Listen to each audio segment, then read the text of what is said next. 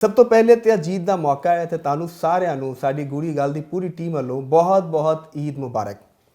ਨਾਜ਼ਰੀਨ, ਤੁਸੀਂ ਸਾਨੂੰ ਹਮੇਸ਼ਾ ਦੇਖਿਆ ਹੈ ਕਿ ਅਸੀਂ ਆਪਣੇ ਸਟੂਡੀਓ ਤੋਂ ਪ੍ਰੋਗਰਾਮ ਕਰਨੇ ਆ ਤੇ ਲਤੀਫ ਚੌਧਰੀ ਸਾਹਿਬ ਦੇ ਨਾਲ ਗੂੜੀਆਂ ਗੱਲਾਂ ਕਰਨੇ ਆ, ਲੇਕਿਨ ਅੱਜ ਚੁੱਕੇ ਈਦ ਦਾ ਮੌਕਾ ਤੇ ਈਦ ਦੀ ਖੁਸ਼ੀਆਂ ਵੰਡਣ ਲਈ ਅੱਜ ਅਸੀਂ ਹਾਜ਼ਰ ਹੋਏ ਹਾਂ ਪਾਕਿਸਤਾਨ ਦੇ ਇੱਕ ਬਹੁਤ ਹੀ ਵਰਸਟਾਈਲ ਤੇ ਫੇਮਸ ਪਰਸਨੈਲਿਟੀ ਜਿਹੜੇ ਸਾਡੇ ਵੀ ਫੇਵਰੇਟ ਰਹੇ ਨੇ। ਅਸੀਂ ਬਚਪਨ ਤੋਂ ਉਹਨਾਂ ਦੇ ਗਾਣੇ ਸੁਣ ਕੇ ਜਿਹੜਾ ਅਸੀਂ ਸਾਡੀ ਸਾਰੀ ਮੈਮਰੀਜ਼ ਜਿੰਨੀਆਂ ਵੀ ਨੇ ਉਹਨਾਂ ਦੇ ਵਿੱਚ ਉਹਨਾਂ ਦੀ ਆਵਾਜ਼ ਜਿਹੜੀ ਹੈ ਉਹ ਅੱਜ ਵੀ ਸਾਡੇ ਕੰਨਾਂ ਦੇ ਵਿੱਚ ਗੂੰਜਦੀ ਹੈ ਤੇ ਉਹਨਾਂ ਕੋਲ ਅਸੀਂ ਹਾਜ਼ਰ ਹੋਏ ਹਾਂ। ਔਰ ਉਸ ਤੋਂ ਇਲਾਵਾ ਵੇ ਕਿ ਉਹ ਪਾਕਿਸਤਾਨ ਦੇ ਇੱਕ ਮਾਇਨਾਜ਼ ਪੋਲੀਟੀਸ਼ੀਅਨ ਵੀ ਨੇ ਔਰ ਗੁਜ਼ਸ਼ਤਾ ਕਈ ਦਹਾਈਆਂ ਤੋਂ ਪੋਲੀਟਿਕਸ ਦੇ ਵਿੱਚ ਆਪਣਾ ਕਿਰਦਾਰ ਅਦਾ ਕਰ ਰਹੇ ਨੇ। ਬਿਲਕੁਲ ਤੁਸੀਂ ਠੀਕ ਪਹੁੰਚੇ ਹੋ ਜਨਾਬ। ਅਸੀਂ ਗੱਲ ਕਰ ਰਹੇ ਹਾਂ ਚੇਅਰਮੈਨ ਪਾਕਿਸਤਾਨ ਬਰਾਬਰੀ ਪਾਰਟੀ जनाब जवाद अहमद साहब, उन्होंने खुश आमदीद कहना है। जवाद साहब अस्सलाम वालेकुम। बहुत शुक्रिया जी, बड़ी मेहरबानी। अस्सलाम वालेकुम ਤੁਹਾਨੂੰ ਵੀ ਤੇ तमाम ਵੇਖਣ ਵਾਲਿਆਂ ਨੂੰ ਚੌਪਾਲ ਦੇ ईद मुबारक। खैर मुबारक जी। ਤੇ ਲਤੀਫ ਚੌਧਰੀ ਸਾਹਿਬ, हाँ जी, ईद ਦਾ ਮੌਕਾ ਹੈ, ਜਵਾਦ ਸਾਹਿਬ ਕੋਲ ਅਸੀਂ ਹਾਜ਼ਰ ਹੋਏ ਹਾਂ ਤੇ ਥੋੜੀਆਂ ਗੱਲਾਂ ਜਿਹੜੀਆਂ ਕਰਨੀਆਂ ਚਾਹੀਦੀਆਂ ਨੇ ਜੀ। ਹਾਂਜੀ ਜਵਾਦ ਸਾਹਿਬ, ਪਹਿਲੇ ਤੇ ਬਹੁਤ ਬਹੁਤ ਤੁਹਾਨੂੰ ਈਦ ਮੁਬਾਰਕ ਹੋਵੇ ਤੇ ਅਸੀਂ ਇਹੋ ਹੀ ਤੁਹਾਡੇ ਕੋਲੋਂ ਵੀ ਤਵੱਕਾ ਕਰਦੇ ਹਾਂ ਕਿਉਂਕਿ ਤੁਸੀਂ ਅੱਲਾ ਦੇ ਫਜ਼ਲ ਔਰ ਕਰਮ ਨਾਲ ਸਿਹਤਮੰਦ ਹੋਵੋਗੇ। ਬਹੁਤ ਸ਼ੁਕਰੀਆ। ਖੁਸ਼ੀਆਂ ਆਪਣੇ ਘਰਦਿਆਂ ਦੇ ਨਾਲ ਉਹਨਾਂ ਸਭ ਦੇ ਨਾਲ ਅੱਛੇ ਤਰੀਕੇ ਨਾਲ ਮਨਾ ਰਹੇ ਹੋਵੋਗੇ ਤੇ ਅਸੀਂ ਫਿਰ ਹੁਣ ਗੁਫ਼ਤਗੂ ਦਾ ਆਗਾਜ਼ ਕਰ ਦਈਏ। ਮੈਂ ਤੇ ਬੜਾ ਖੁਸ਼ ਹਾਂ ਕਿ ਤੁਸੀਂ ਆਏ ਹੋ। ਤੁਸੀਂ ਬੜੇ ਜ਼ਬਰਦਸਤ ਮੁਸਤਨਦ ਜਰਨਲਿਸਟ ਹੋ ਤੇ ਦੂਜਾ ਇਹ ਵੀ ਕਿ ਤੁਹਾਡਾ ਨਾਮ ਵੀ ਲਤੀਫ ਹੈ ਤੇ ਲਤੀਫ ਈਦ ਨਾਲ ਚੱਲਦੀ ਹੈ। ਲਤੀਫ ਗੱਲਾਂ ਦੀ ਈਦ, ਹਲਫੇ ਲਤੀਫ। ਹਾਂ ਠੀਕ ਹੈ ਨਾ ਜੀ। ਤੇ ਅਸੀਂ ਥੋੜੀਆਂ ਖੱਟੀਆਂ ਮਿੱਠੀਆਂ ਵੀ ਕਰਾਂਗੇ ਗੱਲਾਂ ਤੇ ਫਿੱਕੀਆਂ ਵੀ ਹੋ ਸਕਦੀਆਂ ਵਿੱਚੋਂ ਹੋਣਗੀਆਂ ਤੇ ਮਿਲਦੀਆਂ ਜੁਲਦੀਆਂ ਗੱਲਾਂ ਹੋਣਗੀਆਂ ਤਾਂ ਕੁਝ ਤਲਖ ਵੀ ਹੋ ਸਕਦੀ ਹੈ, ਕੁਝ ਸ਼ੀਰੀ ਵੀ ਹੋ ਸਕਦੀਆਂ ਨੇ। ਤੇ ਅਗਰ ਤੁਸੀਂ ਇਜਾਜ਼ਤ ਦਿਓ ਤੇ ਅਸੀਂ ਤੁਹਾਡਾ ਪਹਿਲਾ ਕੁਐਸਚਨ ਪੁੱਟ ਕਰ ਲਈਏ ਕਿਉਂਕਿ ਤੁਹਾਡੇ ਗੁੱਸੇ ਤੋਂ ਵੀ ਡਰ ਲੱਗਦਾ ਹੈ। ਪਲੀਜ਼ ਕਿਉਂਕਿ ਅੱਜ ਕੱਲ ਬੜਾ ਕੰਟਰੋਵਰਸੀ ਹੋਈ ਹੈ। ਤੁਸੀਂ ਉਠਾ ਵੀ ਦਿੰਦੇ ਹੋ।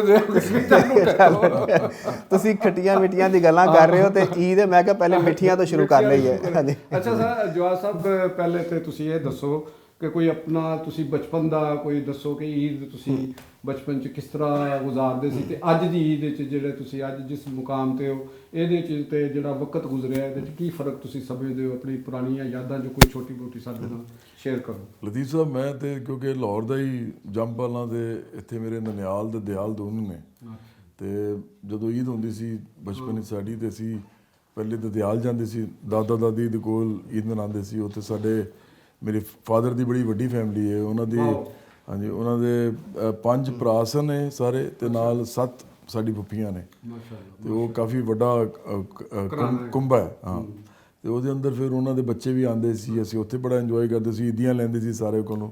ਉਹਦੇ ਬਾਅਦ ਅਸੀਂ ਚਲੇ ਜਾਂਦੇ ਸੀ ਆਪਣੇ ਨਾਨਕੇ ਤੇ ਸ਼ਾਮ ਨੂੰ ਉੱਥੇ ਜਾ ਕੇ ਕਦੀ ਇਸ ਤਰ੍ਹਾਂ ਵੀ ਹੁੰਦਾ ਸੀ ਕਿ ਸ਼ਾਮ ਨੂੰ ਤੇ ਅਗਲੇ ਦਿਨ ਚਲੇ ਗਏ ਤੇ ਉੱਥੇ ਫਿਰ ਸਾਡੀ ਨਾਨੀ ਜਾਨ ਨਾਨਾ ਜਾਨ ਸਾਰੇ ਇਹਨਾਂ ਸਾਰਿਆਂ ਦੇ ਨਾਲ ਸਾਡਾ ਵਕਤ ਗੁਜ਼ਰਦਾ ਸੀ। ਉੱਥੇ ਵੀ ਵੱਡੀ ਫੈਮਿਲੀ ਸੀ। ਮੇਰੇ ਜਿਹੜੇ ਸਨ 3 ਮਾਮੂ ਸਨ ਤੇ ਕੋਈ 4 ਖਾਲਾ ਸਨ ਤੇ ਬਹੁਤ ਹੀ ਜ਼ਬਰਦਸਤ ਤੇ ਬੜੀ ਉਹ ਹੈਪਨਿੰਗ ਕਿਸਮ ਦੀ ਈਦ ਹੁੰਦੀ ਸੀ। ਹਾਂਜੀ, ਬੱਚਿਆਂ ਨਾਲ ਬੜਾ ਪਿਆਰ ਮੁਹੱਬਤ, ਖੇਲ ਤੇ ਕੂਦ ਉਹ ਸਾਰਾ ਚੱਲਦਾ ਸੀ ਤੇ ਵੱਡਿਆਂ ਨਾਲ ਉਹ ਸ਼ਫਕਤ ਤੇ ਪਿਆਰ ਦਾ ਤਾਲੁਕ ਈਦ ਤੇ ਬਣਦਾ ਸੀ। ਸ਼ਰਾਰਤੀ ਸੀ ਜਾਂ ਬੜੇ ਗੁੱਸੇ ਵਾਲੇ ਸੀ ਜਾਂ ਬਚਪਨ ਤੋਂ ਕਿ ਜਾਂ ਕੋਈ ਬੜੇ ਪੜਾਕੂ ਕਿਸਮ ਦੇ ਸੀ, ਸ਼ਰੀਫ ਜੇ ਸੀ? ਮੇਰੇ ਵਾਲਿਦ ਸਾਹਿਬ ਤੇ ਵਾਲਿਦਾ ਸਾਹਿਬਾ ਦੱਸਦੇ ਸਨ ਕਿ ਮੈਂ ਉਂਝ ਤੇ ਉੱਥੋਂ ਵੇਖਣ ਵਿੱਚ ਬੜਾ ਮੈਂ ਸ਼ਰੀਫ ਬੱਚਾ ਤੇ ਸੰਜੀਦਾ ਬੱਚਾ ਲੱਗਦਾ ਸੀ, ਪਰ ਮੈਂ ਉਹ ਕਹਿੰਦੇ ਨੇ ਕਿ ਮੈਂ ਸ਼ਰਾਰਤਾਂ ਵੀ ਕਰਦਾ ਸੀ ਬਹੁਤ ਜ਼ਿਆਦਾ ਤੇ ਸ਼ਰਾਰਤਾਂ ਕਰਦਾ ਇਸ ਤਰ੍ਹਾਂ ਸੀ ਕਿ ਫੜਿਆ ਨਹੀਂ ਜਾਂਦਾ ਸੀ ਤੇ ਉਹ ਪਤਾ ਨਹੀਂ ਹੁਣ ਮੈਨੂੰ ਤੇ ਬਿਲਕੁਲ ਨਹੀਂ ਯਾਦ। ਉਹ ਦੇਖੋ ਨਾ ਕਿ ਅੱਜ ਦਾ ਤੇ ਉਹਦਾ ਦਾ ਫਰਕ ਦੱਸੋ ਕੋਈ। ਨਹੀਂ, ਵੈਸੇ ਪਕੜਾਈ ਤੇ ਚਾਹੀਦਾ ਮੂਨ ਵੀ ਨਹੀਂ ਦਿੰਦੇ। ਨਹੀਂ, ਮੈਂ ਅੱਜ ਦਾ ਵਕਤ ਤੇ ਕੁਝ ਪੁਰਾਣਾ ਕੀ ਸਮਝਦੇ ਹੋ ਕਿ ਅੱਜ ਦਾ ਦੇਖੋ ਹੁਣ ਤੇ ਤੁਸੀਂ 2026 ਚ ਮੇਰੇ ਨਾਲ ਬੈਠੇ ਹੋ, ਤੁਸੀਂ ਤਸ਼ਰੀਫ ਲਿਆਏ ਹੋ, ਬੜੀ ਖੁਸ਼ੀ ਦੀ ਗੱਲ ਹੈ। ਤੇ ਮੇਰੇ ਵਾਲਦੈਨ ਦੋਨੋਂ ਨਹੀਂ ਰਹੇ। ਪਹਿਲੇ ਮੇਰੀ ਵਾਲਦਾ ਸਾਹਿਬ 2008 ਵਿੱਚ ਫੌਤ ਹੋ ਗਏ, ਫਿਰ 2023 ਵਿੱਚ ਮੇਰੇ ਵਾਲਿਦ ਸਾਹਿਬ ਦੀ ਡੈਥ ਹੋਈ, ਤਕਰੀਬਨ 2 ਸਾਲ ਤੋਂ ਉੱਤੇ ਹੋ ਗਿਆ।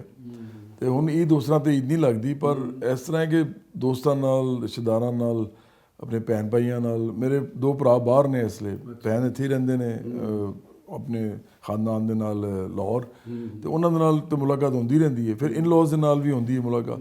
ਮੇਰੇ ਦੋਨੋਂ ਭਰਾ ਜਿਹੜੇ ਨੇ ਉਹ ਇੱਕ ਇੰਗਲੈਂਡ ਵਿੱਚ ਹੈ ਤੇ ਇੱਕ ਕੈਨੇਡਾ ਵਿੱਚ ਹੈ, ਤੇ ਇਸ ਦਫਾ ਦੋਵਾਂ ਈਦ ਤੇ ਇੱਥੇ ਨਹੀਂ ਹੈਗੇ। ਤੇ ਤੁਸੀਂ ਬਚਪਨ ਦੀ ਈਦ ਦੀ ਗੱਲ ਕੀਤੀ ਹੈ, ਤੇ ਈਦੀ ਜਿਹੜੀ ਜ਼ਾਹਿਰ ਉਹ ਬੱਚਿਆਂ ਵਾਸਤੇ ਇੱਕ ਬੜੀ ਖੁਸ਼ੀ ਦੀ ਚੀਜ਼ ਹੁੰਦੀ ਹੈ, ਤੇ ਹੁਣ ਤੱਕ ਤੁਹਾਨੂੰ ਸਭ ਤੋਂ ਜ਼ਿਆਦਾ ਈਦੀ ਕਿੰਨੀ ਮਿਲੀ? ਯਾਦਗਾਰ ਈਦ। ਹਾਂ, ਮਾਰ ਦੀ ਹੋ ਸਕਦਾ ਮਾਰ ਹੀ ਨਾ ਹੋਵੇ। ਅੱਛਾ ਸਾਨੂੰ ਨਾ ਵੈਸੇ ਬੜੀ ਘੱਟ ਹੀ ਈਦੀ ਮਿਲਦੀ ਸੀ, ਕਿਉਂਕਿ ਅਸੀਂ ਮਿਡਲ ਕਲਾਸ ਦੇ ਲੋਕ ਸਾਂ ਸਾਰੇ, ਸਾਡੇ ਕੋਲ ਪੈਸੇ ਨਹੀਂ ਹੁੰਦੇ ਸੀ, ਤੇ ਈਦੀ ਘੱਟ ਹੀ ਮਿਲਦੀ ਸੀ। ਮੈਨੂੰ ਯਾਦ ਨਹੀਂ ਆ ਰਿਹਾ ਹੁਣ, ਉਸ ਲਈ ਬਹੁਤ ਪੈਸੇ ਦੀ ਕਦਰ ਬੜੀ ਥੋੜੀ ਸੀ, ਪਰ ਮੈਂ ਈਦੀ ਨਾਲ ਇਹ ਕਰ ਸਕਦਾ ਸੀ ਕਿ ਲੋਕਾਂ ਨੂੰ ਸਾਰਿਆਂ ਕੋਲ ਜਮ੍ਹਾਂ ਕਰਕੇ ਤੇ ਮੈਂ ਕੋਈ ਖਾਣਾ ਪੀਣਾ ਕਰ ਸਕਦਾ ਸੀ, ਜਾਂ ਮੈਂ ਕੋਈ ਚੰਗੀ ਕੋਈ ਚੀਜ਼ ਲੱਗ ਗਈ ਤੇ ਕੋਈ ਖਿਲੌਣਾ ਲੈ ਲਿਆ।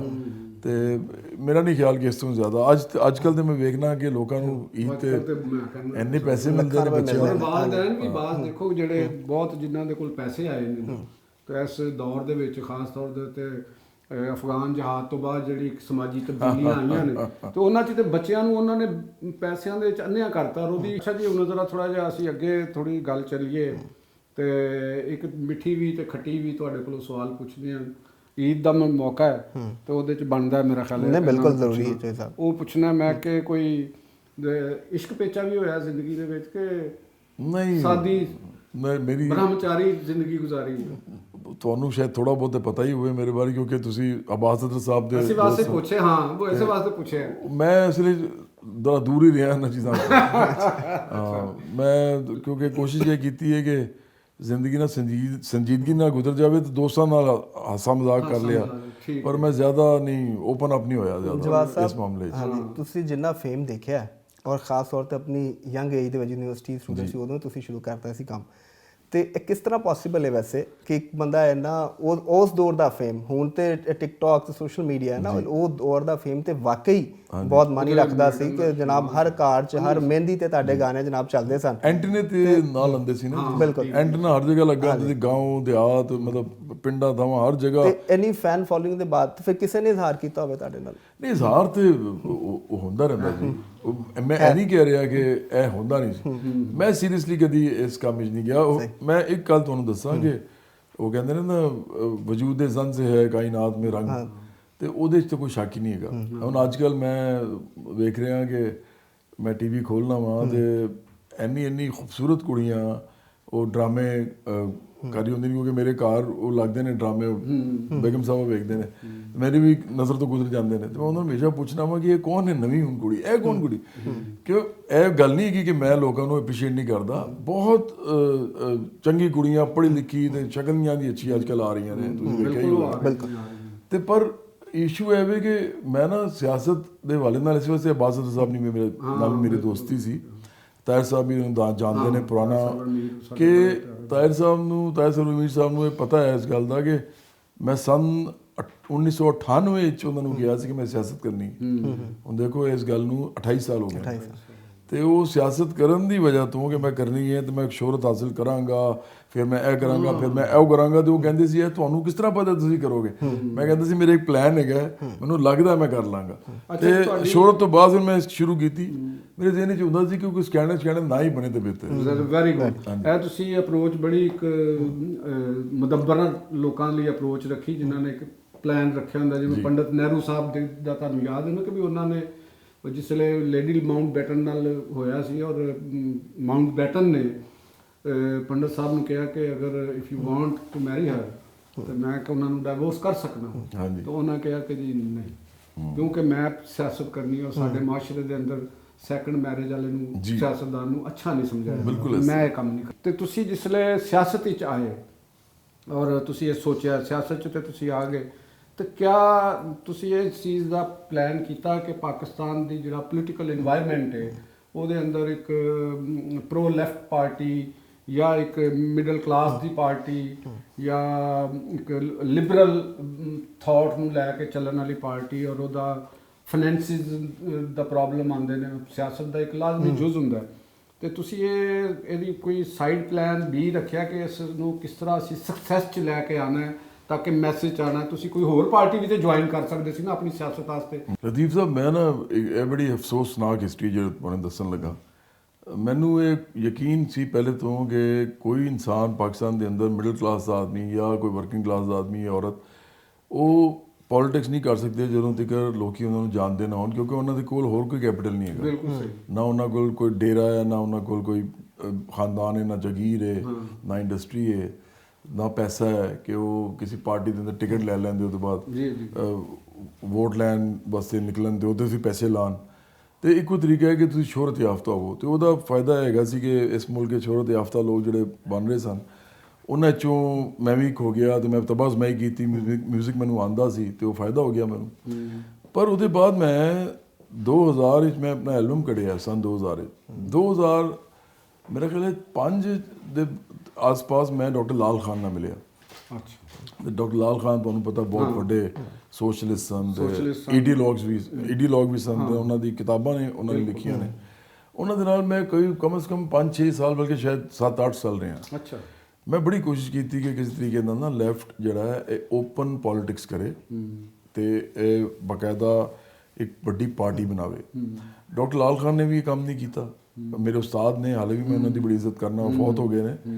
ਉਹਦੇ ਬਾਅਦ ਹੋਰ ਵੀ ਜਿਹੜੇ ਲੈਫਟ ਦੇ ਛੋਟੇ ਗਰੁੱਪ ਫਾਰੂਕ ਤਾਰਕ ਵਗੈਰਾ ਸਨ, ਗਰੁੱਪ ਸਨ ਕਾਫੀ ਸਾਰੇ, ਉਹਨਾਂ ਨੂੰ ਵੀ ਮੈਂ ਉਹ ਵੀ ਵੇਖਦੇ ਰਹੇ ਕਿ ਮੈਂ ਇਸ ਕੰਮ ਵਿੱਚ ਆ ਗਿਆ। ਮੇਰਾ ਖਿਆਲ ਹੈ ਕਿ ਇਹਨਾਂ ਦੀ ਥੋੜੀ ਜਿਹੀ ਮੈਨੂੰ ਹੁਣ ਸਮਝ ਨਹੀਂ ਆਉਂਦੀ ਉਹਨੂੰ ਕੀ ਲਫ਼ਜ਼ ਦੇਵਾਂ, ਪਰ ਮੇਰਾ ਖਿਆਲ ਹੈ ਕਿ ਇਹਨਾਂ ਦੀ ਇਹ ਜ਼ਿਆਦਤੀ ਹੈ ਕਿ ਇਹਨਾਂ ਨੇ ਇੱਕ ਵੱਡੀ ਲੈਫਟ ਦੀ ਪਾਰਟੀ ਮੇਰੇ ਨਾਲ ਬਣਾਉਣ ਵਾਸਤੇ ਸੰਜੀਦਗੀ ਦਾ ਮੁਜ਼ਾਹਰਾ ਨਹੀਂ ਕੀਤਾ। ਤੁਸੀਂ ਮੁਜ਼ਾਕਰਾਤ ਇਹਨਾਂ ਨਾਲ ਕੀਤੇ ਜਾਂ ਗੁਫ਼ਤਗੂ? ਮੈਂ ਤੇ ਮੇਰੀ ਪਾਰਟੀ ਨੇ ਵੀ ਜਾ ਕੇ ਨਾ ਮੇਰੀ ਪਾਰਟੀ ਨੇ ਜਾ ਕੇ ਇਹਨਾਂ ਨੂੰ ਕਿਹਾ ਕਿ ਵੇਖੋ ਤੁਸੀਂ ਸਾਰੇ ਅਗਰ ਇਹਨਾਂ ਦੇ ਨਾਲ ਨਹੀਂ ਆਉਂਦੇ ਤੇ ਇਸ ਮੁਲਕ ਦੇ ਅੰਦਰ ਤੇ ਤੁਸੀਂ ਗਰੁੱਪ ਛੋਟੇ ਲੈ ਕੇ ਚੱਲਦੇ ਰਹੋਗੇ, ਕੋਈ ਫਰਕ ਨਹੀਂ ਪਏਗਾ ਕਿਸੇ ਨੂੰ। ਤੁਹਾਡੇ ਵੀ ਆਈਡੀਆ ਤੁਹਾਡੇ ਨਾਲ ਹੀ ਦੁਨੀਆ ਤੋਂ ਜਾਣਗੇ ਤੇ ਜ਼ਰੂਰੀ ਹੈ ਕਿ ਤੁਸੀਂ ਇੱਥੇ ਆਓ। ਤੇ ਮੈਨੂੰ ਇਹ ਲੱਗਦਾ ਹੈ ਕਿ ਇਹ ਲੋਕ ਹੁਣ ਮੈਂ ਤੇ ਇਹ ਵੀ ਕਹਿ ਸਕਦਾ ਕਿ ਸੀਰੀਅਸਲੀ ਪੋਲਿਟਿਕਸ ਕਰਨਾ ਵੀ ਨਹੀਂ ਚਾਹੁੰਦੇ। ਤੇ ਅਗਰ ਇਹ ਪਾਰਟੀ ਬਣਦੀ ਨਾ ਲੈਫਟ ਦੀ ਤੇ ਸਾਰੇ ਲੈਫਟ ਦੇ ਲੋਕ ਆਉਂਦੇ ਤੇ ਮੈਨੂੰ ਅਵਾਮੀ ਤੌਰ ਤੇ ਪਾਰਟੀ ਬਣਾਉਣ ਵਾਸਤੇ ਜਿਸ ਤਰ੍ਹਾਂ ਮੈਂ ਹੁਣ ਜਿਹੜਾ ਮੇਰਾ ਹੁਣ ਮੈਥਡ ਹੈ ਇਹ ਨਾ ਅਡਾਪਟ ਕਰਨਾ ਪੈਂਦਾ। ਅਸੀਂ ਪੂਰੇ ਮੁਲਕ 'ਚ ਤਨਜ਼ੀਮ ਸਾਜ਼ੀ ਕਰਦੇ, ਹੁਣੇ ਵੀ ਮੈਂ ਇਹਨਾਂ ਨੂੰ ਕਹਿਣਾ ਕਿ ਤੁਸੀਂ ਆ ਜਾਓ, ਦੇਰ ਹਾਲੇ ਨਹੀਂ ਹੋਈ ਇੰਨੀ, ਅਸੀਂ ਕਰ ਸਕਦੇ ਹਾਂ। ਲੈਫਟ ਦੇ ਅੰਦਰ ਜਿਹੜੀ ਟ੍ਰਾਟਸਕੀਅਨ ਔਰ ਲੈਨਿਨਿਸਟ ਮਾਰਕਸਿਸਟ ਦੀ ਜਿਹੜੀ ਤਕਸੀਮ ਉਹਨੇ ਵੀ ਉਹਨਾਂ ਨੂੰ ਇੱਕ ਨੁਕਸਾਨ ਪਹੁੰਚਾਇਆ। ਵੱਡੀ ਤਕਸੀਮ ਜਿਹੜੀ ਹੈ ਨਾ ਉਹ ਟ੍ਰੋਟਸਕੀ ਤੇ ਸਟਾਲਿਨ ਦੀ ਹੈ। ਡਿਜੀਟਲ ਦੌਰ ਹੈ, ਡਿਜੀਟਲ ਜ਼ਮਾਨਾ ਹੈ ਔਰ ਮੁਖਤਲਿਫ ਨਜ਼ਰੀਆਤ ਦੇ ਅੰਦਰ ਮੋਡੀਫਿਕੇਸ਼ਨ ਹੋ ਰਹੀ ਹੈ ਉਹਦੇ ਅੰਦਰ। ਤੇ ਕਿਆ ਤੁਸੀਂ ਉਹਦੇ ਹਵਾਲੇ ਦੇ ਨਾਲ ਕੋਈ ਥਿੰਕ ਟੈਂਕ ਬਣਾਉਣ ਦੀ ਕੋਸ਼ਿਸ਼ ਕੀਤੀ? ਵੇਖੋ ਸੋਸ਼ਲਿਜ਼ਮ ਜਿਹੜਾ ਨਾ ਪਾਕਿਸਤਾਨ ਦੇ ਅੰਦਰ ਇਹ ਹਾਲੇ ਤੇ ਤੁਸੀਂ ਸਮਝੋ ਕਿ ਇੰਨੀ ਇਬਤਦਾਈ ਸਟੇਜ 'ਚ ਹੈ, ਕਿਉਂਕਿ ਜ਼ੁਲਫਕਾਰ ਅਲੀ ਭੁੱਟੋ ਜਿਹੜੇ ਸਨ ਉਹਨਾਂ ਦੀ ਤੇ ਇਸਲਾਮੀ ਸੋਸ਼ਲਿਜ਼ਮ ਦੀ ਇੱਕ ਬਾਕਾਇਦਾ ਇੱਕ ਤੁਸੀਂ ਸਮਝੋ ਇੱਕ ਤਹਿਰੀਕ ਚੱਲੀ। ਰੋਟੀ ਕਪੜਾ ਮਕਾਨ ਲੈਦਾ ਸੀ ਪਰ ਉਹ ਕਹਿੰਦੇ ਸੀ ਕਿ ਇਸਲਾਮ ਹਮਾਰਾ ਦੀਨ ਹੈ, ਸੋਸ਼ਲਿਜ਼ਮ ਹਮਾਰੀ ਮਈਸ਼ਤ ਹੈ, ਤਾਕਤ का ਚਸ਼ਮਾ ਆਵਾਮ ਹੈ। ਤੇ 4 ਨਾਰੇ ਸੀ ਉਹਨਾਂ ਦੇ ਇਸ ਤਰ੍ਹਾਂ ਦੇ। ਲੋਕਾਂ ਨੂੰ ਇਹ ਦੱਸਣਾ ਚਾਹੀਦਾ ਕਿ ਲੈਫਟ ਰਾਈਟ ਕੀ ਤੇ ਉਹ ਇੱਕ ਵੱਡੇ ਲੈਵਲ ਤੇ ਭੁਲਾ ਕੇ ਕਿ ਕੌਣ ਸਟਾਲਿਨਿਸਟ ਹੈ, ਕਿ ਕੌਣ ਟ੍ਰੋਟਸਕੀਸਟ ਹੈ ਤੇ ਕੌਣ ਮਾਓਇਸਟ ਹੈ। ਤੁਸੀਂ ਇਹਨਾਂ ਨੂੰ ਸਾਰਿਆਂ ਨੂੰ ਇੱਕ ਲੂਜ਼ ਫਾਰਮੇਸ਼ਨ ਦੇ ਅੰਦਰ ਲੈ ਕੇ ਆਓ ਤੇ ਇੱਕ ਵੱਡੀ ਲੈਫਟ ਦੀ ਬਾएं ਬਾਜ਼ੂ ਦੀ ਪਾਰਟੀ ਬਾएं ਬਾਜ਼ੂ ਦੀ ਪਾਰਟੀ ਹੋਵੇ, ਪ੍ਰੋ ਪੀਪਲ ਪਾਰਟੀ। ਹਾਂਜੀ ਬਿਲਕੁਲ, ਜਿਸ ਤਰ੍ਹਾਂ ਜੋ ਲੋਕਾਂ ਦੇ ਅੰਦਰ ਜਾਵੇ ਤੇ ਉਹਨਾਂ ਦੇ ਮਸਾਇਲ ਲੈ ਕੇ ਜਾਵੇ ਤੇ ਉਹਨਾਂ ਦੇ ਮਸਾਇਲ ਹੱਲ ਕਰਨ ਵਾਸਤੇ ਲੋਕਾਂ ਨੂੰ ਹੀ ਸਿਆਸੀ ਤੌਰ ਤੇ ਮੁਨਜ਼ਮ ਕਰੇ, ਉਹਨਾਂ ਲੋਕਾਂ ਨੂੰ। ਠੀਕ ਹੋ ਗਿਆ।